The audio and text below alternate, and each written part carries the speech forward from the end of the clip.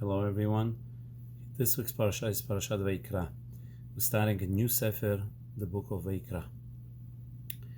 Now, in this week's parasha, there's a pasuk that says, "V'kol korban minchatecha b'melech timlach, lo tashbid melach brit elokecha me'al minchatecha ve'al kol korbanecha takriv melach," which means that you should salt every meal offering with salt. You may not discontinue salt of your Hashem's covenant from upon your meal offering. On your every offering should you offer salt, which means this parsha talks about korbanot, and we're going to, next few parashiyot will be about korbanot, different types of offerings, sacrifices and sacrificial offerings that they brought in the Mishkan to Hashem or in the Beit HaMikdash. But there's an interesting pasuk. This pasuk says that every korban has to have salt. Every korban has to have salt. Now, our Chazal, Rashi brings Chazal that says, why do we need salt? Why does a korban need salt? So it says like this: when Hashem split the waters on the second day of creation, Hashem split the waters. He made bottom water, and then there was a upper waters. So he split them. So the bottom waters, they were complaining to Hashem. They said, Hashem, the upper waters are closer to you now, and bottom waters are not. We're all the way on the bottom. We're not close to you. So Hashem said, He comforted the lower waters, the bottom waters, and by promising that every korban there'll be brought salt. And we know the salt usually salt comes from the water, from the sea, from the ocean, and that's it. Which means every korban that will be brought to Hashem, that they would add salt into it. So Rav Yaakov Kamenetsky, he has a question. He says, I don't understand. He says, who complained to Hashem? The lower water, the lower waters, they complained to Hashem. Salt did not complain. Why, when we bring korban, why do we have to put salt? And meaning the salt did not complain to Hashem. The lower water complained to Hashem. So why do we have to put salt into the korban? So to answer this question, Rabbi Yaakov Kamenetsky, he quotes Rashi. He quotes Rashi that's in the Gemara, that says like this: how do they collect salt? How do they make salt? How do they, how do they make salt? So he says like this: the salt is manufactured by you find the body of water that has salt. Okay, so you build a pond next to that ocean or sea, whatever.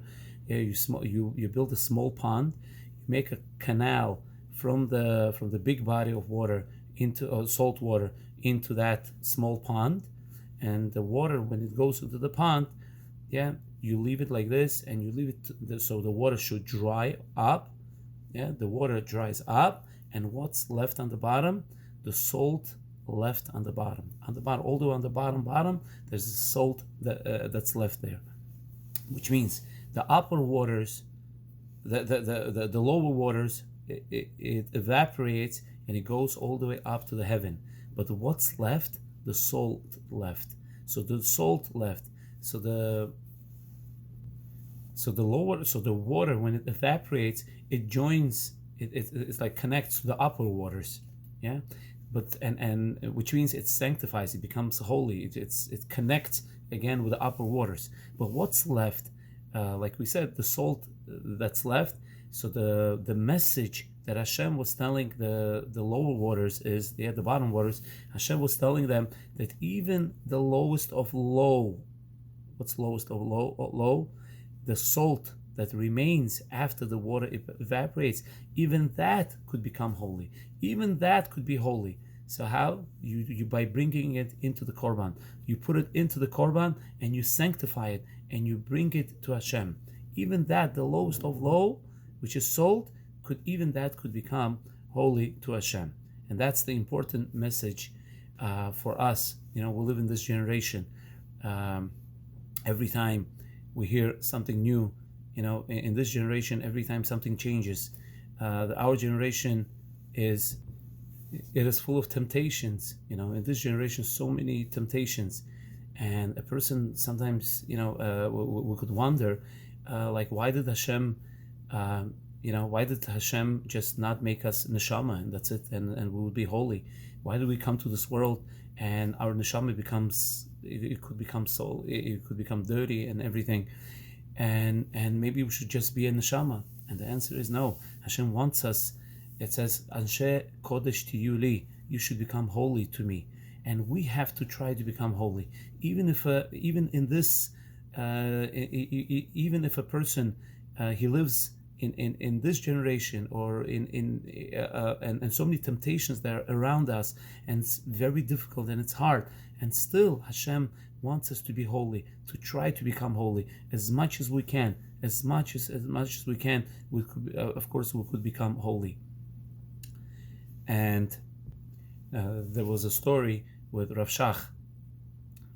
One time, one rabbi, a certain mashgiach of the yeshiva, which means a rabbi of them, he came to Rav Shach. This rabbi, he had his oldest son was born, so he came to Rav Shach to tell him that, and Rav Shach told him, okay, he says, so Rav Shach asked him, so what does your baby do right now? Like, what does he do? What does he do now? So the rabbi, who, he was like wondering, like, what is he asking? Like, what does Rav Shach wants to ask? So he said, he smiles here and there. He smiles, and then the rabbi is thinking, is this what Rav Shach wants to hear from me? And then Rav Shach answered. He told him, Rav Shach told him, so do you become happy? Does it make you happy when he smiles? So the rabbi, he felt a little uncomfortable. Like, does it make me happy? Like, what kind of questions is Rav Shach asking me? So and Rav Shach repeated this question: does it make you happy? And the rabbi answered, yes. It makes me happy. Every time he smiles, it makes me happy. So Rav Shach told him. He told him that your child, he says, a child, our generation is compared to a child. He said, in previous generation, Hashem expected much more from that generation. Why? Because they lived in a closed, secluded towns. Everybody were Jewish, everybody were holy, and Hashem expected much more from them. Much more from them. But our generation, it's like a child. It's like a child. That every time the child smiles, it makes you feel good. It makes you feel it makes you happy. So too with us.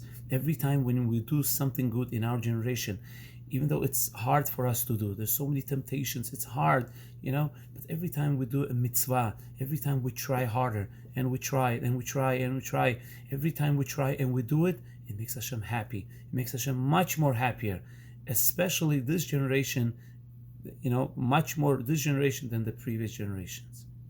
Everyone have a great Shabbat. Shabbat Shalom.